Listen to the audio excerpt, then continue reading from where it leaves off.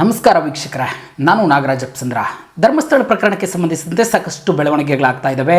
ಒಂದು ಕಡೆ ಸೌಜನ್ಯ ತಾಯಿ ಕುಸುಮಾವತಿ ಸುಪ್ರೀಂ ಕೋರ್ಟ್ನಲ್ಲಿ ಸಲ್ಲಿಕೆ ಆಗಿರ್ತಕ್ಕಂಥ ಅರ್ಜಿ ವಿಚಾರಣೆ ಮುಂದೂಡಿಕೆ ಆಗಿದೆ. ಯಾಕಂತಂದರೆ ಸೀನಿಯರ್ ಕೌನ್ಸಿಲ್ ಬಂದಿಲ್ಲ ಅನ್ನೋ ಒಂದು ಕಾರಣಕ್ಕೆ ಮಾರ್ಚ್ಗೆ ಈ ಒಂದು ಅರ್ಜಿಯ ವಿಚಾರಣೆಯನ್ನು ಕೈಗೆತ್ತಿಕೊಳ್ಳೋದಾಗಿ ಸುಪ್ರೀಂ ಕೋರ್ಟ್ ಹೇಳಿರ್ತಕ್ಕಂಥದ್ದು. ಇದು ಒಂದು ಬೆಳವಣಿಗೆ. ಆದರೆ ಈ ಕಡೆ ಬೆಳ್ತಂಗಡಿ ಕೋರ್ಟ್ಗೆ ಸಾಕಷ್ಟು ಜನ ಹಿರಿಯ ವಕೀಲರ ದಂಡು ಹೋಗ್ತಾ ಇದೆ. ಅದರಲ್ಲಿ ಪ್ರಮುಖವಾಗಿ ಸಿ.ವಿ. ನಾಗೇಶ್ ಬೆಳ್ತಂಗಡಿ ಕೋರ್ಟ್ಗೆ ಹೋಗ್ತಾ ಇದ್ದಾರೆ.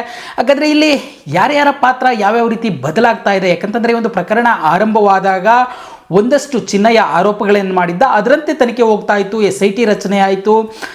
ಜೊತೆಗೆ ಇಲ್ಲಿ ಸಾಕಷ್ಟು ಜನರ ಮೇಲೆ ಅನುಮಾನಗಳು ಶುರುವಾಗಿದ್ದು, ಆದರೆ ಇದುವರೆಗೂ ಈ ಒಂದು ಪ್ರಕರಣಕ್ಕೆ ಸಂಬಂಧಿಸಿದಂತೆ ಚಿನ್ನಯ್ಯನ ಬಂಧನ ಆಗಿದ್ದು ಹೊರತುಪಡಿಸಿದ್ರೆ ಇನ್ಯಾರ ಬಂಧನ ಕೂಡ ಈ ಒಂದು ಪ್ರಕರಣಕ್ಕೆ ಸಂಬಂಧಿಸಿದಂತೆ ಆಗಲಿಲ್ಲ. ಹೀಗಾಗಿ ಇದರ ನಡುವೆ ಒಂದಷ್ಟು ವರದಿಯನ್ನು ಸಹ SIT ಅಧಿಕಾರಿಗಳು ಕೋರ್ಟ್ಗೆ ಸಲ್ಲಿಕೆಯನ್ನು ಮಾಡಿರ್ತಕ್ಕಂಥದ್ದು. ಹೀಗಾಗಿ ಒಂದಷ್ಟು ಅನುಮಾನಗಳು ಈ ಒಂದು ಪ್ರಕರಣದಲ್ಲಿ ಯಾವುದಾದ್ರೂ ಒಂದು ತಾರ್ಕಿಕ ಅಂತ್ಯಕ್ಕೆ ಹೋಗಲಾಗುತ್ತಾ ಅಥವಾ ಇದೇ ರೀತಿ ಒಂದು ಪ್ರಕರಣವನ್ನು ನಿಲ್ಲಿಸಲಾಗುತ್ತಾ ಅನ್ನೋ ಒಂದು ಅನುಮಾನಗಳು ಶುರುವಾಗಿದ್ದಾವೆ.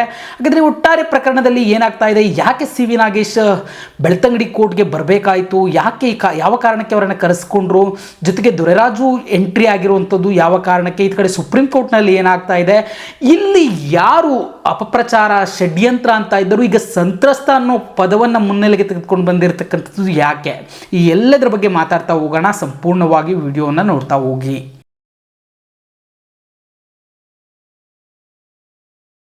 ವೀಕ್ಷಕರೇ ನಮಸ್ಕಾರ.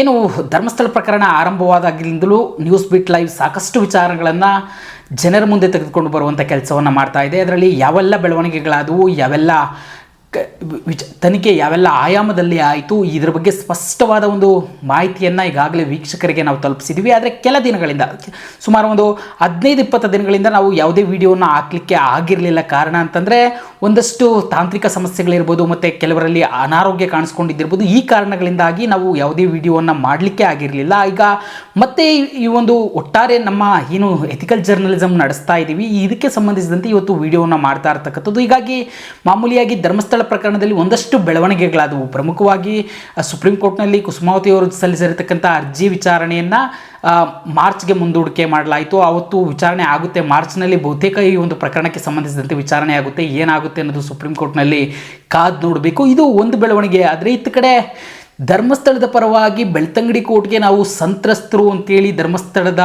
ಆಡಳಿತಾಧಿಕಾರಿಗಳು ಹಿರಿಯ ವಕೀಲ ಸಿ.ವಿ. ನಾಗೇಶ್ ಅವರನ್ನು ನೇಮಕ ಮಾಡಿಕೊಂಡಿರ್ತಕ್ಕಂಥದ್ದು. ನಾನು ಒಂದು ಕ್ಲಿಯರ್ ಮಾಡಿಬಿಡ್ತೀನಿ, ಧರ್ಮಸ್ಥಳಕ್ಕೆ ಸಾಕಷ್ಟು ಅಪಾರವಾದಂಥ ಅಭಿಮಾನಿ ಬಳಗ ಇದೆ ಅಥವಾ ಭಕ್ತಗಣ ಇದೆ. ಅವರಿಗೆ ಇಡೀ ಪ್ರಪಂಚದಾದ್ಯಂತ ಧರ್ಮಸ್ಥಳಕ್ಕೆ ಭಕ್ತರ ಸಂಖ್ಯೆ ಇದೆ. ಹೀಗಾಗಿ ಯಾರೋ ಒಬ್ಬರು ಹೇಳ್ತಾ ಇದ್ರು, ಸಿ.ವಿ. ನಾಗೇಶ್ ಅವರು ತಮಗೆ ಧರ್ಮಸ್ಥಳದ ಮೇಲೆ ಇರತಕ್ಕಂಥ ನಂಬಿಕೆಯಿಂದಾಗಿ ಸಿ.ವಿ. ನಾಗೇಶ್ ಮುಂದೆ ಬಂದಿದ್ದಾರೆ ಅಂದರೆ ಖಂಡಿತವಾಗ್ಲೂ ಇಲ್ಲ. ಸಿ.ವಿ. ನಾಗೇಶ್ ಪಕ್ಕ ಪ್ರೊಫೆಷನಲ್ ಆಗಿ ಈ ಒಂದು ಪ್ರಕರಣವನ್ನು ಕೈಗೆತ್ಕೊಂಡಿರ್ತಕ್ಕಂಥದ್ದು. ಕೇವಲ ಪ್ರೊಫೆಷನ್ ಕಾರಣಕ್ಕಾಗಿಯೇ ಅವರು ಈ ಒಂದು ಪ್ರಕರಣವನ್ನು ಕೈಗೆತ್ಕೊಂಡು ಬಂದು ಏನು ಬೆಳ್ತಂಗಡಿ ಕೋರ್ಟ್ನಲ್ಲಿ ವಾದವನ್ನು ಕೂಡ ಮಾಡಿ ಹೋಗಿರ್ತಕ್ಕಂಥದ್ದು. ಇದು ಒಟ್ಟಾರೆಯಾದಂಥ ಬೆಳವಣಿಗೆ ಈ ಒಂದು ಪ್ರಕರಣಕ್ಕೆ ಸಂಬಂಧಿಸಿದಂತೆ ಆಗ್ತಾ ಇರ್ತಕ್ಕಂಥದ್ದು. ಆರಂಭದಲ್ಲಿ ಈ ಒಂದು ಚಿನ್ನಯ್ಯ ಮುಂದೆ ಬಂದು ದೂರು ಕೊಟ್ಟಾಗ ಒಂದು ಆಯಾಮ ಮೊದಲಿಗೆ ಶುರುವಾಯಿತು. ಅದರಲ್ಲಿ ಪ್ರಮುಖವಾಗಿ ಧರ್ಮಸ್ಥಳದ ವಿರುದ್ಧ ಅಪಪ್ರಚಾರವನ್ನು ಮಾಡಲಾಗ್ತಾ ಇದೆ.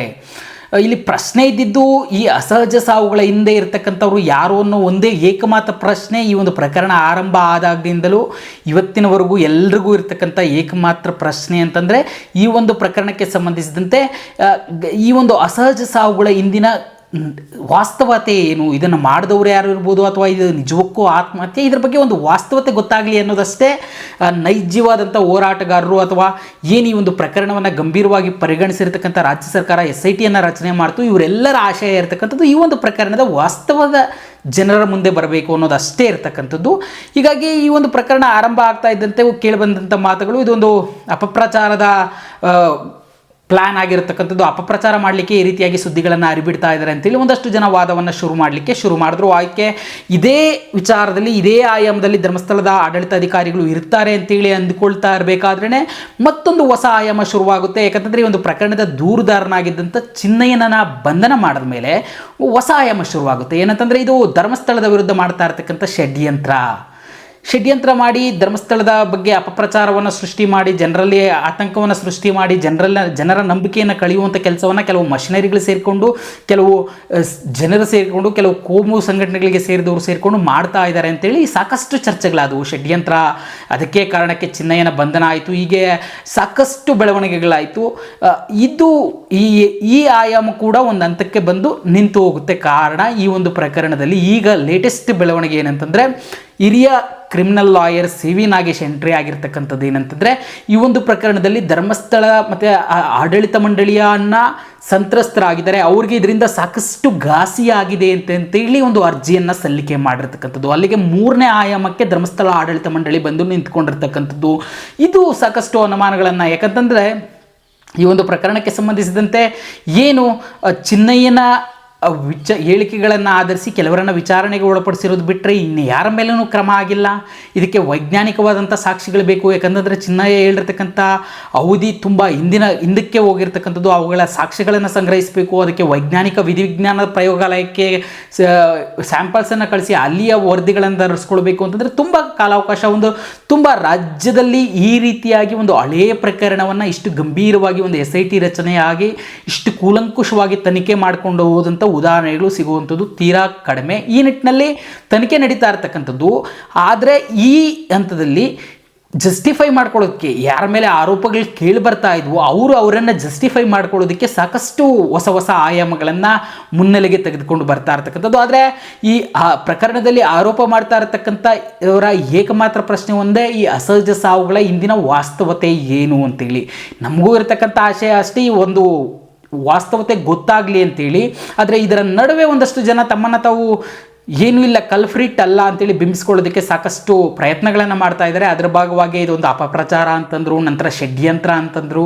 ಈಗ ಸಂತ್ರಸ್ತರು ಅನ್ನೋ ಆಯಾಮಕ್ಕೆ ಬಂದು ನಿಂತಿರ್ತಕ್ಕಂಥದ್ದು. ಮುಂದೆ ಯಾವ ರೀತಿಯ ಬೆಳವಣಿಗೆಗಳು ಆಗ್ತವೆ ಅನ್ನೋದನ್ನು ಕಾದು ನೋಡಬೇಕು. ಇದು ಒಂದು ಆಯಾಮ. ಆದರೆ ಮತ್ತೊಂದು ಆಯಾಮದಲ್ಲಿ ಧರ್ಮಸ್ಥಳ ಪ್ರಕರಣದ SIT ತನಿಖೆ ಯಾಕೆ ಸ್ಲೋ ಆಗ್ತಾ ಇದೆ ಅಂತಂದರೆ, ನಾನು ಈಗಾಗಲೇ ಮೊದಲೇ ಹೇಳಿದಂತೆ ರಾಜ್ಯ ಕಂಡಂಥ ಈ ರೀತಿಯಾದ ತನಿಖೆ ಸುಮಾರು 10-12 ವರ್ಷಗಳ ಹಿಂದೆ ನಡೆದಿರ್ತಕ್ಕಂಥ ಘಟನೆಗಳನ್ನು ಕೆದಕಿ ಅದರಲ್ಲಿ ಸಾಕ್ಷಿಗಳನ್ನು ಸಂಗ್ರಹಿಸುವಂಥ ಕೆಲಸ ಅಷ್ಟು ಸುಲಭದಾಗಿರಲ್ಲ.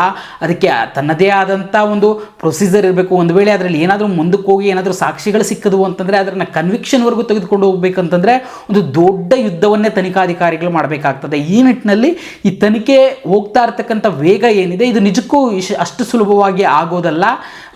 ಇದಕ್ಕೆ ಕಾಯಲೇಬೇಕಾಗುತ್ತೆ. ಇನ್ನೊಂದು ಈ ಒಂದು ಪ್ರಕರಣಕ್ಕೆ ಸಂಬಂಧಿಸಿದಂತೆ ಬಹಳ ಸ್ಪಷ್ಟವಾಗಿ ಈ ಹಿಂದೆ ನ್ಯೂಸ್ ಬಿಟ್ ಲೈವ್ ಹೇಳಿತ್ತು, ಇದುವರೆಗೂ ಯಾವುದೇ ರೀತಿಯ ಚಾರ್ಜ್ ಶೀಟನ್ನು ಹಾಕಿಲ್ಲ.